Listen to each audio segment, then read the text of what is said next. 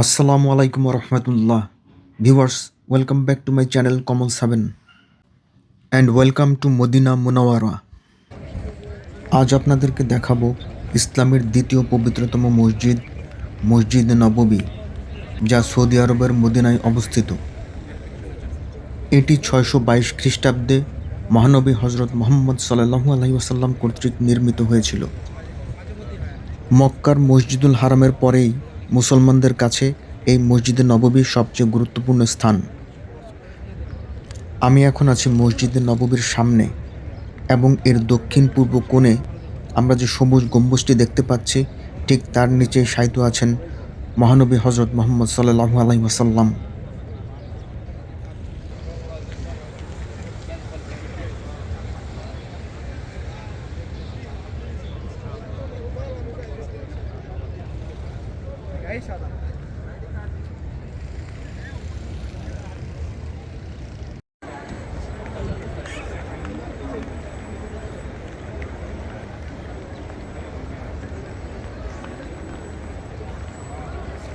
এই মসজিদে নববীর চারপাশের প্রাঙ্গণ জুড়ে মুসল্লিদের তীব্র সূর্য ও বৃষ্টি থেকে ছায়া ও আরাম দেওয়ার জন্য স্বয়ংক্রিয় অসংখ্য ছাতা রয়েছে।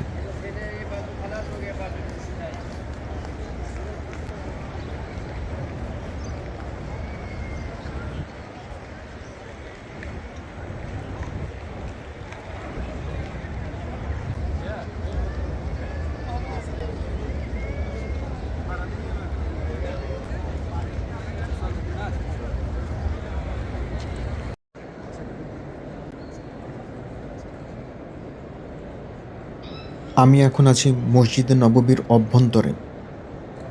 মক্কা থেকে মদিনায় হিজরতের পর মহানবী হজরত মুহাম্মদ সাল্লাল্লাহু আলাইহি ওয়াসাল্লাম নিজেই এই মসজিদ নির্মাণের কাজ শুরু করেন এবং তিনি নিজ হাতে এর ভিত্তিপ্রস্তর স্থাপন করেন। কালের বিবর্তনে এই মসজিদটি বহুবার সংস্কার ও সম্প্রসারণ করা হয়েছে। বর্তমানে এটি বিশ্বের দ্বিতীয় বৃহত্তম মসজিদ এবং ইসলামের 3টি পবিত্র তীর্থস্থানের মধ্যে অন্যতম। এই মসজিদে 1 রাকাত নামাজ আদায় করলে 50,000 রাকাত নামাজের সওয়াব পাওয়া যায়। প্রতি বছর হজ ও উমরা পালনের সময় বিশ্বের লক্ষ লক্ষ মুসলিম এই মসজিদ জিয়ারতের উদ্দেশ্যে মদিনায় আসেন।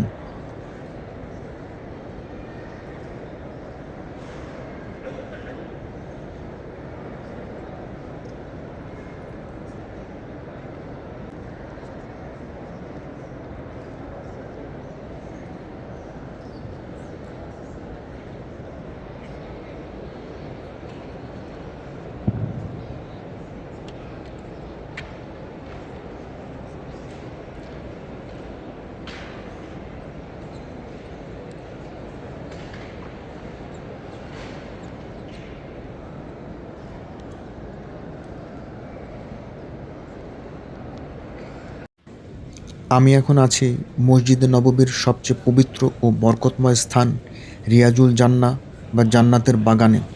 সহিহ বুখারী শরীফের একটি হাদিসে বর্ণিত আছে, নবী মুহাম্মদ সাল্লাল্লাহু আলাইহি ওয়াসাল্লাম বলেছেন, আমার ঘর অর্থাৎ পাক রজা মোবারক এবং আমার মেম্বর অর্থাৎ খুতবা দেওয়ার স্থান এর মধ্যবর্তী স্থান হলো জান্নাতের বাগানসমূহের মধ্যে একটি বাগান। তাই এখানে ইবাদত করলে অশেষ সওয়াব ও রহমত লাভ করা যায়। আল্লাহ হাফেজ।